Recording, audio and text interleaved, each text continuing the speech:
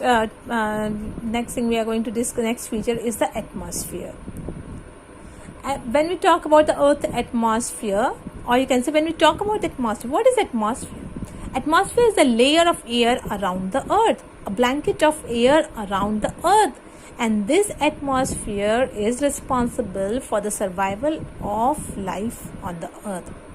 And the Earth atmosphere mainly consists of what?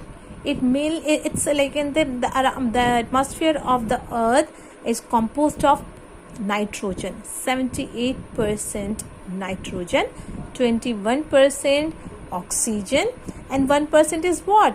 Helium, argon, carbon dioxide, and you can say few other gases.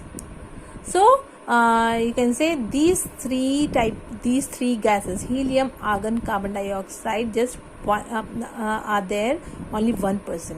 So the maximum percentage is of nitrogen, that is 78%, then oxygen, and then helium, argon, carbon dioxide, just 1%. Any increase in this percentage, if the amount of carbon dioxide exceeds this 1%, then, or you can say if the combination of these three gases exceeds 1%, that it will create a imbalance in the atmosphere of the Earth and it will harm the life on it.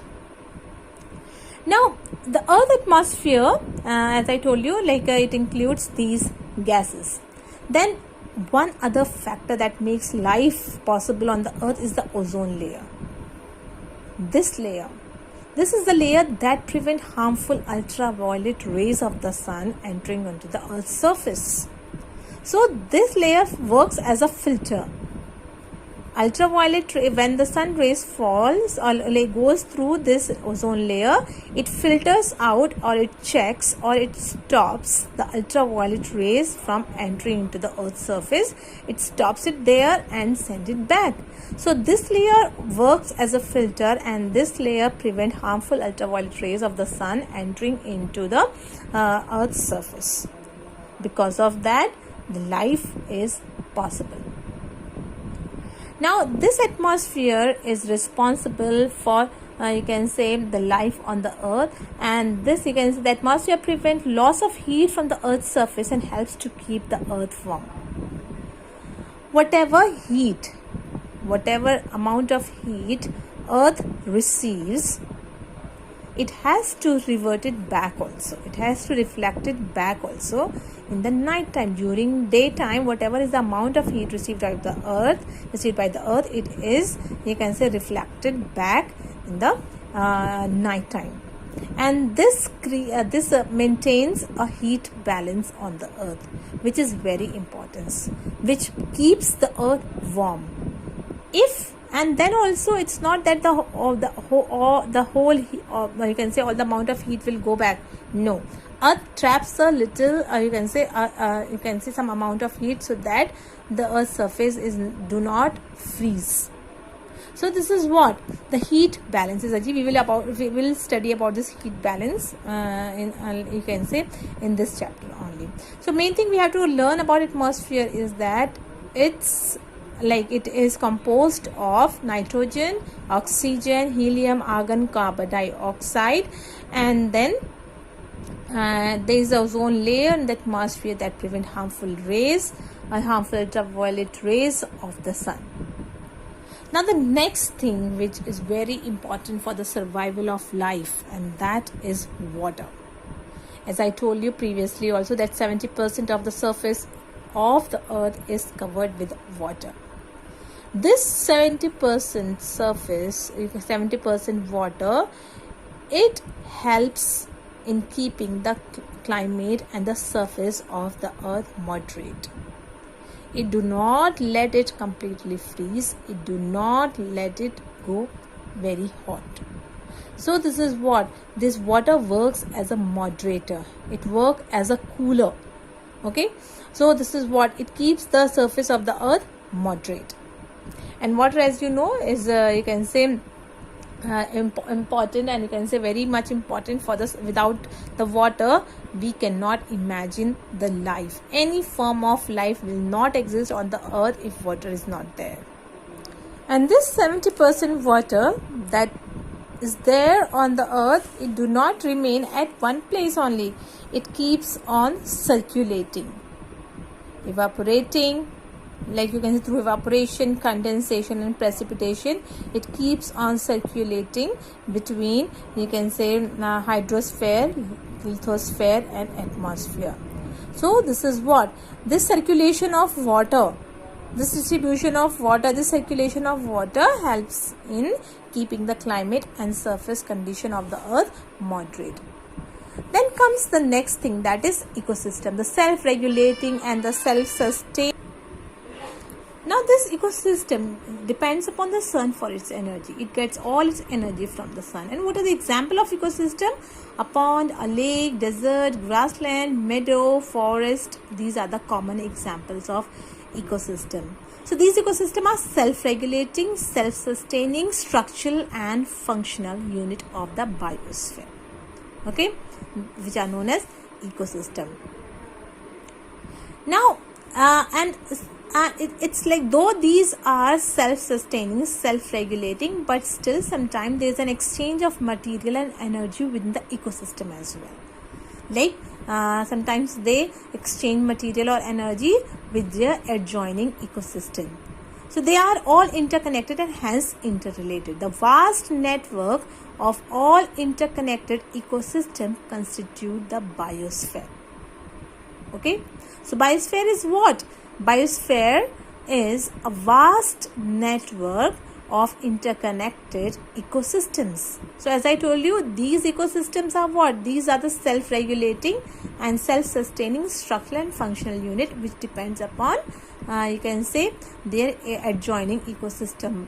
All the ecosystems, they are interconnected, and this interconnected chain of ecosystem is known as biosphere.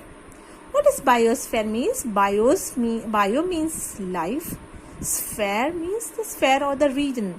So it means the biosphere means the sphere where the life exists, and all the life on the earth exists in this biosphere, and these ecosystems are one of the unit of biosphere. Okay, so these ecosystems are one of the unit are the units of biosphere, and many ecosystem together forms biosphere, and whatever life is present on the earth, it exists only in the biosphere. So biosphere is that part of the earth system. It includes air, it includes land, it includes water. That means it includes atmosphere, lithosphere and hydrosphere, in which life develops and where life process in turn gets transformed. So it is the life zone of the earth. Biosphere, as I told you, bio means life, sphere means the region. So this is that zone, that region of the earth where the life exists. Let's look at this diagram.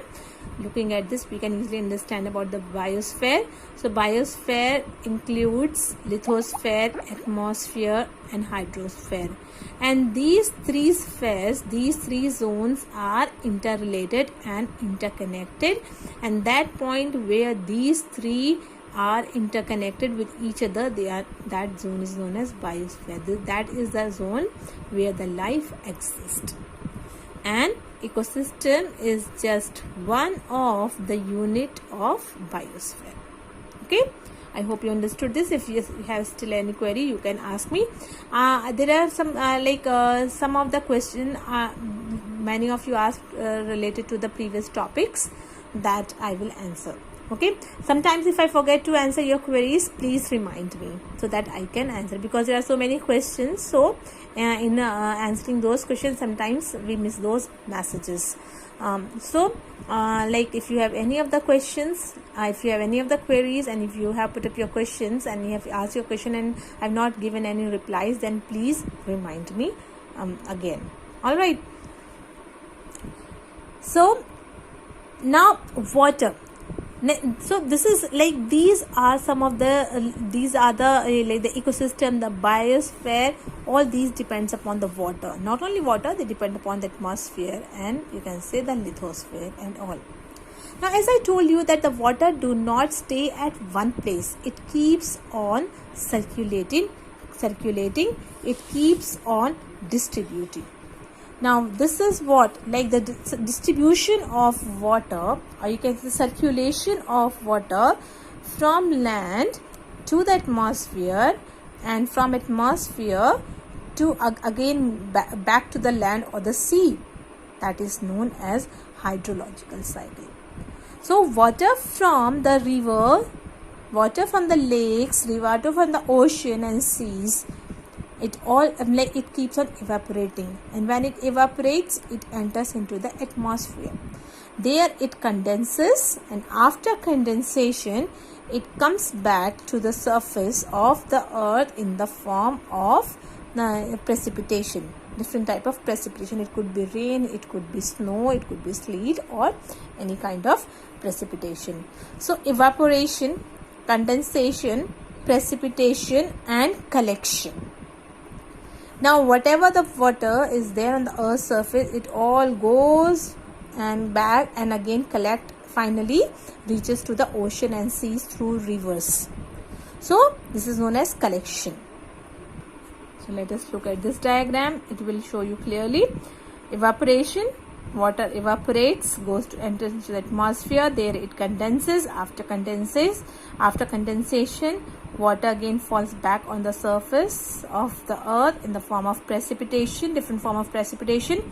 Once it falls on the surface of the earth with the, you can say, in the form of rivers and lake, water again goes to the ocean and seas, which is known as collection. So that's how water keeps on circulating from one realm to another, from lithosphere, from sea to from the hydrosphere to atmosphere, and from atmosphere to lithosphere, and from lithosphere again back to the hydrosphere. This is known as water cycle or hydrological cycle. So what is hydrological cycle, or what is water cycle? The circulation of water between different realms, from hydrosphere to atmosphere, and from atmosphere to lithosphere, and from lithosphere again back to the hydrosphere. This is known as hydrological cycle, and this cycle maintains the amount of water on the earth. Without this water cycle, life would not have been possible. So this is another factor that makes life on the earth possible. Now one more feature of water is that water can absorb enormous amount of heat without causing much change in its temperature. Now what happened during the day? Water bodies absorbs amount of heat, and thus the earth remains fairly cool. At night, what happened? At night, water bodies releases all that amount that they have absorbed during the day. Because of that, they keeps the surface from freezing at night. So during the day, these you can say water bodies absorb a lot of heat and keep the surface area cool. Then similarly at the night time, they releases all that heat they have absorbed during the day and keeps the surface you can say prevent the surface of the earth from freezing. So that's how it maintains the balance. That's how it maintains the moderate temperature on the surface of the earth. But for the tremendous amount of water on the earth, far greater day and night temperature variation would exist. So when a tremendous amount of water, that is 70% of the surface area of the earth is covered with water. For such a great amount of water, there should be a great variation in the temperature. Like during the daytime, temperature, if temperature is very high, that would help in, you can say, heating up the water bodies, and during night time temperature comes down, which helps in, you can say, in releasing the heat from these water bodies. So this is the function of water. Now let me stop here. Now I'll continue in the next.